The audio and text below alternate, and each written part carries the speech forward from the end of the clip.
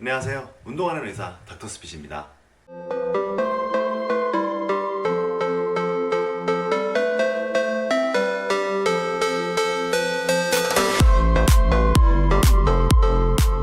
요즘 또 바야흐로 여름이 계절이 오고 있죠? 저한테 매년 이맘때쯤 오는 질문들이 있어요. 살 빼려면은 어떻게 운동해야 돼? 어떻게 해야 팔뚝살 뺄 수 있어? 어떻게 해야 뱃살 뺄 수 있어? 뭐 온갖 질문이 다 들어오는 시기예요. 그래서 제가 이 영상 찍어놓고 한 명씩 다이어트 질문 하는 사람마다 영상을 보내주려고 결심했습니다. 자, 생각해보세요.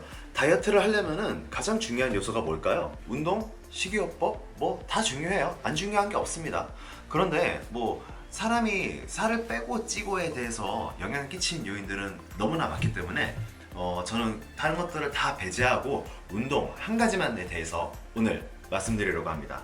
그러면 이제 다음 질문이 떠오르겠죠. 와, 어떤 운동을 해야 되냐? 근육 운동 해야 되냐? 유산소 운동 해야 되냐? 둘 다 같이 해야 되냐? 아니면 어떤 운동을 어느 정도 시간 동안 얼만큼 해야 되느냐 또한 질문이 될 수가 있겠죠. 그래서 저는 여기에 포커스를 맞춰서 한 가지 말씀드리려고 합니다. 당연히 먹은 만큼 혹은 그 이상 움직이거나 에너지를 소모하면은 뭐 살은 빠질 수 있겠죠. 별다른 질병이 없다는 가정하에서요. 그런데 우리 몸은 그렇게 철저하게 계산대로 흘러가지가 않습니다. 그래서 밥 한 공기 먹고 뭐 운동장 몇 바퀴를 돌아야지 밥 먹은 칼로리를 다 소비한다, 뭐 요런 상식들이 나돌고 있죠.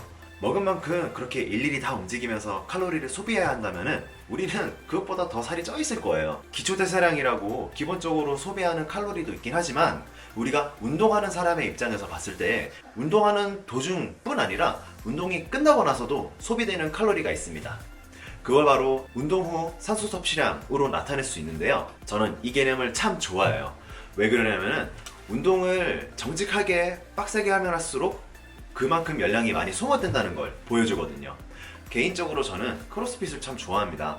제가 옛날에 운동을 처음 입문했을 때는 혼자서 헬스장에서 막 2시간 정도씩 깨작깨작 쉬엄쉬엄 하면서 운동을 정말 얕고 길게 했어요. 그런데 크로스핏에 대해서 들어보시거나 체험하신 분은 알겠지만은 크로스핏은 1시간 동안 웜업과 본 운동과 마무리 운동 모든 게 다 마무리가 돼요. 특히나 본 운동도 한 짧으면은 10분, 길면은 30분 이 시간을 넘지가 않습니다. 그래서 저처럼 좀 바쁘게 살고 이것저것 자잘하게 하는 게 많은 사람들한테는 크로스핏 같은 운동이 정말 살 빼기에는 최적이었죠.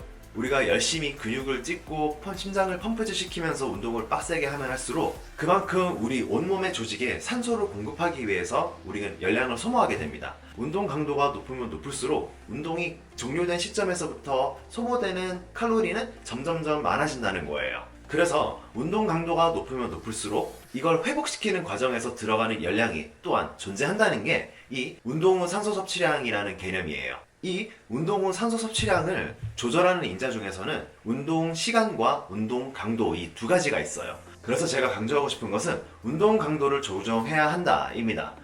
운동 강도가 높으면 높을수록 이걸로 소모되는 칼로리는 점점 많아지게 되거든요. 그러면 운동 강도는 어떻게 측정할까요? 가 다음 질문이 될 수가 있겠죠. 운동 강도는 땀을 흘린 양에 비례한다라는 말도 안 되는 속설이 돌고 있었는데요. 요거는 절대적으로 틀린 기준이고 운동 강도를 객관적으로 측정하기 위해서는 뭐 이제 산소를 측정하는 장비가 있고, 근데 이거는 일상생활에서 쓰기가 매우 힘들죠. 그 다음으로는 우리가 심박수로 볼 수가 있습니다. 애플워치가 심박수 재기에 아주 좋아요. 우리가 나이대별로 최대 심박수를 잴 수 있는 본인 나이에 맞는 최대 심박수를 계산을 해서 거기에 70에서 80%에 해당하는 운동 강도로 운동하라고 저는 추천을 드립니다. 실제로 저도 다이어트를 위해서 운동을 할 때 이걸 기준으로 삼아서 운동을 해요. 제가 개인적으로 추천하는 프로그램은 케틀벨 스윙 프로그램입니다. 저도 그때 2주 동안 단기간에 살을 빼야 했을 때 이 케틀벨 스윙 프로그램을 아주 적절하게 활용을 해서 2주 동안에 뭐 먹는 거 제대로 먹으면서 3kg를 감량한 적이 있었거든요.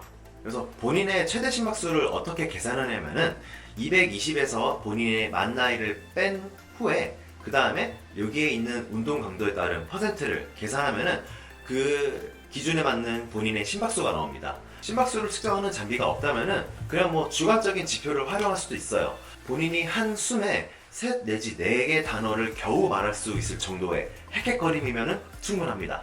이렇게 한 번에 4가지 단어를 한숨에 말할 수 없게 하는 상태인 거죠. 아니면 좀 더 객관적으로 본인의 심박수를 측정하고 싶다면은 여기에 맥박수를 직접 재는 겁니다. 10초 정도 맥박수를 잰 후에 곱하기 6을 하면은 분당 맥박수를 대략적으로나마 알 수가 있어요.